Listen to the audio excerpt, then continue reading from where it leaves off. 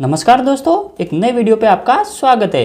दोस्तों आज हम सीखेंगे कि एमसीबी और आरसीसीबी में क्या अंतर होता है। दोस्तों इससे पहले मैंने एक वीडियो बनाया था, उसके अंदर मैंने बताया था कि एमसीबी और आइसोलेटर में क्या अंतर होता है। वो यदि वीडियो आपने नहीं देखा हो तो इसी वीडियो के एंड स्क्रीन में आपको मिल जाएगा। दोस्तों जो एमसीबी होता है वो हमको क्या क्या प्रोटेक्शन देता है और जो आरसीसीबी होता है वो हमको क्या प्रोटेक्शन देता है। इसलिए आज के इस वीडियो के अंदर मैं आपको अच्छी तरह से समझाने की पूरी कोशिश करूंगा, इसलिए वीडियो को एंड तक जरूर देखिए और हमारे चैनल पर नए तो चैनल को सब्सक्राइब जरूर कीजिए। तो चलिए आज के इस वीडियो को शुरू करते हैं। दोस्तों सबसे पहले तो मैं आपको बताऊंगा कि इन दोनों का फुल फॉर्म क्या होता है, यानी कि इसका पूरा नाम क्या है। तो एमसीबी का पूरा नाम होता है मिनिएचर सर्किट ब्रेकर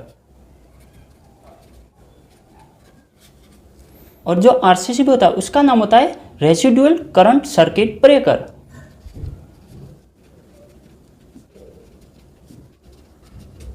एमसीबी का पूरा नाम मिनिएचर सर्किट ब्रेकर और जो आरसीसीबी है उसका नाम रेसिडुअल करंट सर्किट ब्रेकर। दोस्तों जो इलेक्ट्रिशियन होते हैं उनको तो मालूम ही होता है जो एमसीबी होती है वो शॉर्ट सर्किट से बचाती है, लेकिन जो आरसीसीबी होता है या फिर ईएलसीबी बोल सकते हैं इसको, इसका जो आरसीबी है ये नया वर्जन है, यानी जो पुराना था वो ईएलसीबी था, अर्थ लीकेज सर्किट ब्रेकर, और ये आरसीसीबी है। तो ये जो आरसीसीबी है ये हमको करंट से बचाती है, यानी कि करंट लगेगा तो ये तुरंत ही ट्रिप कर जाएगी। और जो लीकेज होगा, कहीं पे फेस है तो फेस लीकेज हो गया या फिर फ्रिज हो गया तो फ्रिज के साइड पे कभी कॉर्नर पे हमको करंट लगता है तो उससे भी ये तुरंत ही ट्रिप हो जाएगी, यानी कि फेस कहीं पे लीकेज हो रहा है तो ये तुरंत ही ट्रिप कर जाएगी और हमको करंट से बचाएगी। अब मैं आपको बता दूं जो ओवरलोड होता है वो हमको कौन सी सेफ्टी देगा, यानी कि ओवरलोड से क्या होता है कि मान लीजिए कि हमारे 32 एम्पीयर की एमसीबी लगा दी, लेकिन आगे लोड है आपके 40 एम्पीयर का या फिर 35 एम्पीयर का, तो फिर जो एमसीबी है वो तुरंत ही ट्रिप कर जाएगी, लेकिन जो आरसीसीबी होता है वो ट्रिप नहीं करेगी।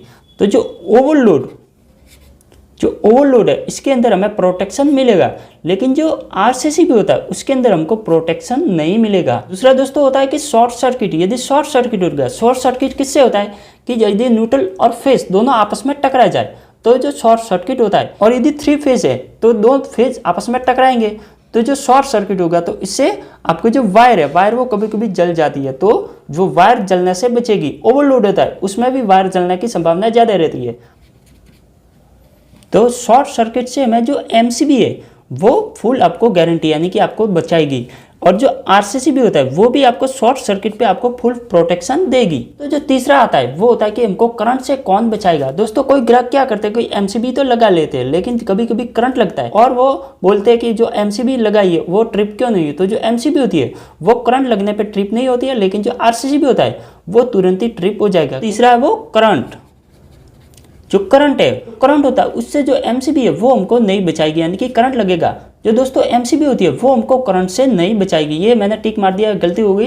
लेकिन जो करंट होता है उससे हमें लगने पे जो एमसीबी है वो हमको नहीं बचाएगी, लेकिन जो आरसीसीबी होता है वो हमें फुल सेफ्टी देता है। यानी कि आरसीसीबी होता है उसके ऊपर छोटा सा स्विच आता है, उसको हमें 1 महीने के अंदर उसको दबाना पड़ता है, जिससे क्या होता है कि वो आरसीसीबी यदि खराब होगी तो वो दबाने पे ट्रिप नहीं करेगी, लेकिन अच्छी होगी तो वो ट्रिप कर जाएगी। तो इसलिए आपको महीने में उसको एक बार चेक करना चाहिए। दोस्तों लास्ट में होता है कि ऑन ऑफ। तो ऑन ऑफ होता है वो दोनों के अंदर आता है, यानी कि अब जब चाहे उसको बंद करते हैं और जब चाहे चालू कर सकते हैं। तो ऑन ऑफ का जो सिस्टम होता है वो दोनों के अंदर होता है, यानी कि इसके अंदर भी होगा और इसके अंदर भी ऑन ऑफ का सिस्टम होता है।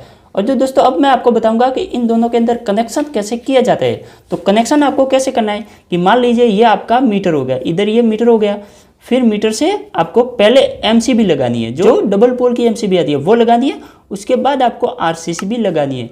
इससे जो एमसीबी होते हैं उससे पहले आरसीसीबी नहीं लगानी है।